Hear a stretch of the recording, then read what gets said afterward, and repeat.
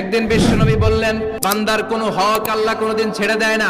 আল্লাহর হক আল্লাহ মাফ করে, বান্দার হকের মাফ নাই। যদিও আমি নবী, আমার উপর যদি কোনো হক থাকে বলো, আমি দিয়ে দেব। কোন সাহাবী দাঁড়ায় না। এক সাহাবী দাঁড়িয়ে বলল, নবী, যুদ্ধের ময়দানে চাবুক চালানোর সময়, লাঠি চালানোর সময় এক কাফেরকে মারতে যে আপনার লাঠির বাড়ি আমার পিঠের মধ্যে পড়েছে।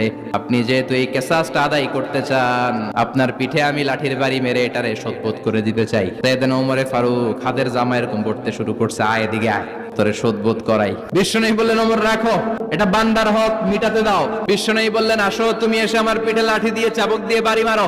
সাহাবী বলে, ও নবী, যখন আপনি আমার চাবুকটা পিঠের মধ্যে মেরেছেন, আমার পিঠে তখন জামা ছিল না।